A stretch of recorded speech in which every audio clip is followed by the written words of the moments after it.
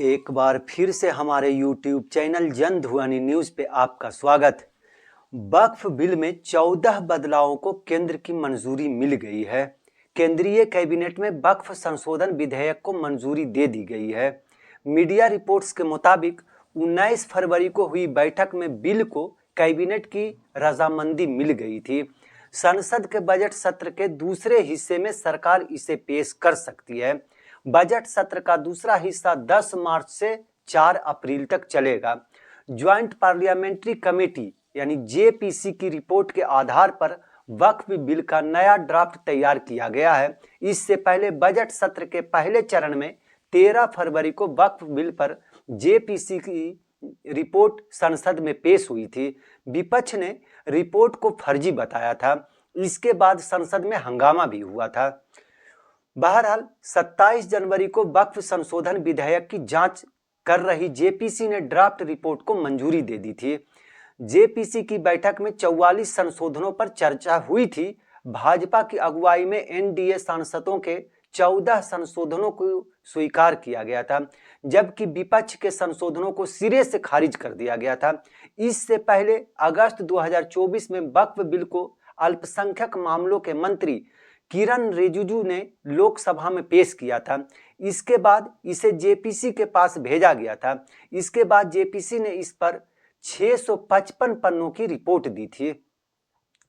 बहरहाल जो पहले का नियम है वो भी हम लोग जान लेते हैं, और जो नया नियम आया है उसमें क्या क्या बदलाव हुई है ये भी हम लोग जानने की कोशिश करते हैं। जो पहले से है उसके मुताबिक किसी भी यानी सेक्शन 40 में रीजन 2 बिलीव को के तहत अगर वक्फ बोर्ड किसी प्रॉपर्टी पर दावा करता है तो उस जमीन पर दावा करने वाला सिर्फ ट्रिब्यूनल में ही अपील कर सकता है। ये पहले का मामला। नए बिल के अनुसार जमीन पर दावा करने वाला ट्रिब्यूनल के अलावा रेवेन्यू कोर्ट, सिविल कोर्ट और हाई कोर्ट में भी अब अपील कर सकता है। वक्फ ट्रिब्यूनल का ये दूसरा मामला। वक्फ ट्रिब्यूनल का फैसला आखिरी माना जाता है, इसे चुनौती नहीं दी जा सकती। ये पहले ऐसा होता था, लेकिन अब वक्फ बिल ट्रिब्यूनल के फैसले के खिलाफ हाई कोर्ट में अपील की जा सकती है।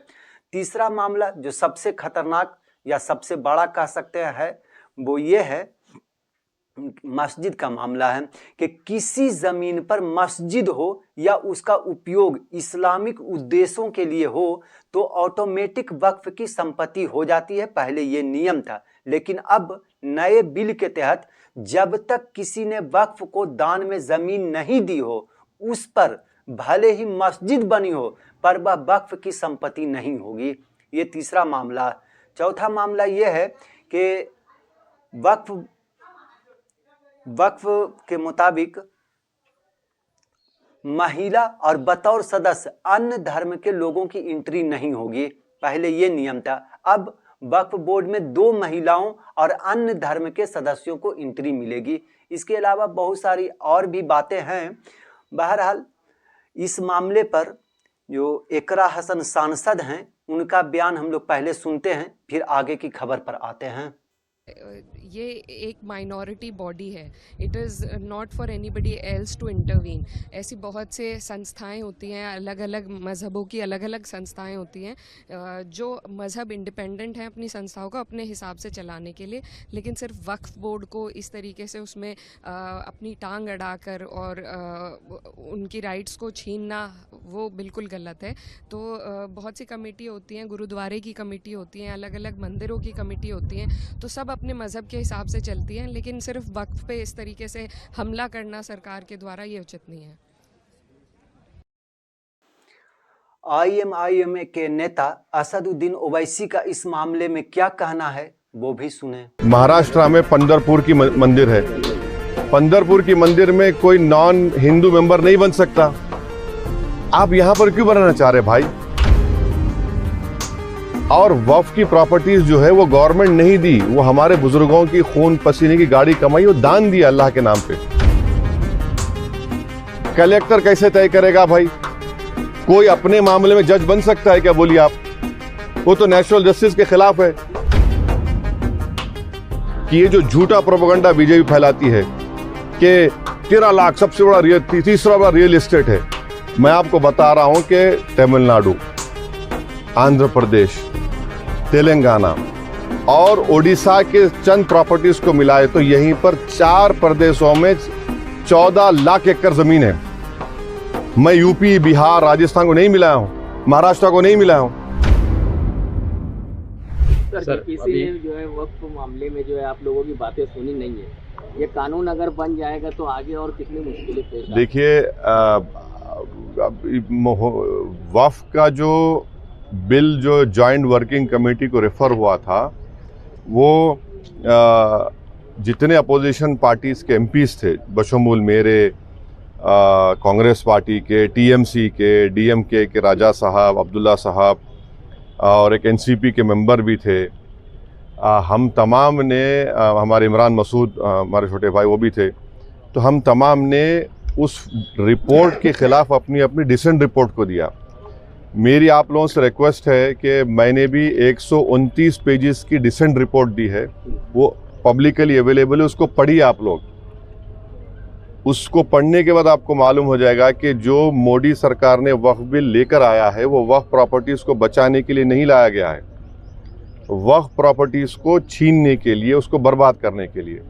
और भारत में जितने मुसलमानों की बड़ी बड़ी ऑर्गेनाइजेशंस हैं, चाहे जमीयतुल उलमा हो, मौलाना अरशद मदनी साहब की, महमूद मदनी साहब की, जमात इस्लामी हो, all India Muslim personal law board के सदर मौलाना खालिद सैफुल्लाह रहमानी साहब हो, या फिर आपके मुंबई के जमीयतुल मशाइख जो है, इन तमाम ऑर्गेनाइजेशंस को रिजेक्ट किया है इस बिल को।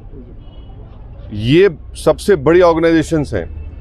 दूसरी बात यह है कि आप हमको बताइए कि महाराष्ट्र में पंढरपुर की मंदिर है, पंढरपुर की मंदिर में कोई नॉन हिंदू मेंबर नहीं बन सकता। आप यहाँ पर क्यों बनाना चाह रहे भाई? और वक्फ की प्रॉपर्टीज जो है वो गवर्नमेंट नहीं दी, वो हमारे बुजुर्गों की खून पसीने की गाड़ी कमाई, वो दान दिया अल्लाह के नाम पे।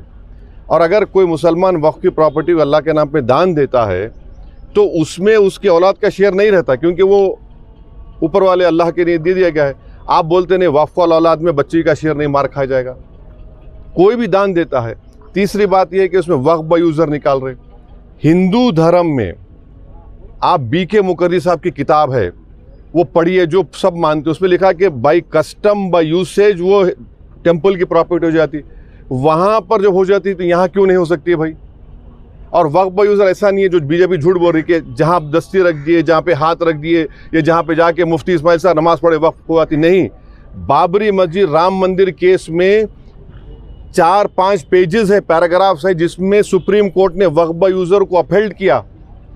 अब उसको निकाल रहे हैं। लिमिटेशन एक्ट हिंदू एंडोमेंट पे अप्लाई नहीं होता, एसजीपीसी सिख गुरुद्वारा अप्लाई नहीं होता, आप इस पे अप्लाई कर रहे भाई। अगर कल के दिन कोई खाबिज है, इंक्रोचर है, उसको रिवॉर्ड कर रहे हैं आप, लिमिटेशन एक्ट आप निकाल कर। कलेक्टर को इतने पावर्स दे रहे हैं आप, कलेक्टर कैसे तय करेगा भाई? कोई अपने मामले में जज बन सकता है क्या? बोलिए आप। वो तो नेचुरल जस्टिस के खिलाफ है।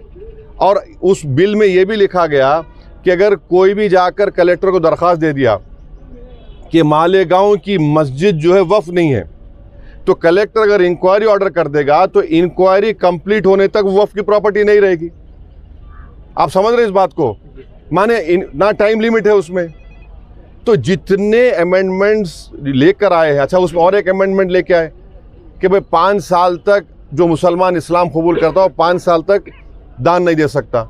अब उसमें क्या लिख रहे हैं? उसको डेमोन्स्ट्रेट करना पड़ेगा। क्या डेमोन्स्ट्रेट करना पड़ेगा? मुफ्ती इस्माइल साहब देख के बोलेंगे हाँ ये नमाज पढ़ रहा, एक्सेप्टेबल होगा मोदी साहब के लिए? ये दाढ़ी छोड़ना डेमोन्स्ट्रेशन है, उसको डेमोन्स्ट्रेट करने के लिए, उसके रिलीजन के लिए? क्या रोज़ा रहना डेमोन्स्ट्रेशन? आप कौन होते भाई? अच्छा वो 5 साल तक नहीं दे सकता मगर किसी और धर्म को दे सकता, वो उसमें लिखा हुआ है। तो ये आप वक्फ प्रॉपर्टीज़ को बचाने के लिए नहीं ला रहे हैं, ये वक्फ को बर्बाद करने के लिए, वक्फ को छीनने के लिए, मस्जिदों को छीनने के लिए, ख़बरस्तान को छीनने के लिए, इवैक्यू प्रॉपर्टीज़ जो वक्फ हैं हज़ारों एकड़ में ख़त्म करने के लिए। आखिरी बात यह है कि ये जो झूठा प्रोपेगेंडा बीजेपी फैलाती है कि 13 लाख सबसे बड़ा तीसरा बड़ा रियल एस्टेट है, मैं आपको बता रहा हूँ कि तमिलनाडु, आंध्र प्रदेश, तेलंगाना और ओडिशा के चंद प्रॉपर्टीज़ को मिलाए तो यहीं पर 4 प्रदेशों में 14 लाख एकड़ ज़मीन है। मैं यूपी, बिहार, राजस्थान को नहीं मिलाया हूँ, महाराष्ट्र को नहीं मिलाया हूँ। तो ये आप ये क्यों, ये तो सिर्फ हमारी धर्म की प्रैक्टिस से हमको छीनना चाह रहे हैं आप। वक्फ जो है मुसलमानों के लिए एक इबादत है, आप उसको छीनना चाह रहे हैं हमसे। तो सरासर आप हमारे से वक्फ छीनना चाह रहे हैं, मस्जिदें छीनना चाह रहे हैं। तो इसका हम विरोध कर रहे हैं। और भारत की पूरी जनता में बात जा चुकी है कि हिंदू धर्म के, क्रिश्चियन धर्म के, सिख धर्म के, उनके मंदिर में, उनके रिलीजियस प्लेस में कोई उनका धर्म का आदमी मेंबर बन सकता है? कोई नहीं बन सकता। यहाँ क्यों बनाना चाह रहे? तो ये एक नफरत है भारत के मुसलमानों से बीजेपी और मोदी सरकार की।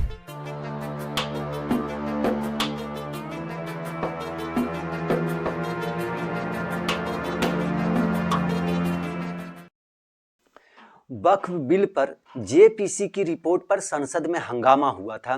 13 फरवरी को राज्यसभा में बीजेपी सांसद मेघा कुलकर्णी ने तो लोकसभा में जेपीसी चेयरमैन और भाजपा सांसद जगदम्बिका पाल ने इस रिपोर्ट को पेश किया।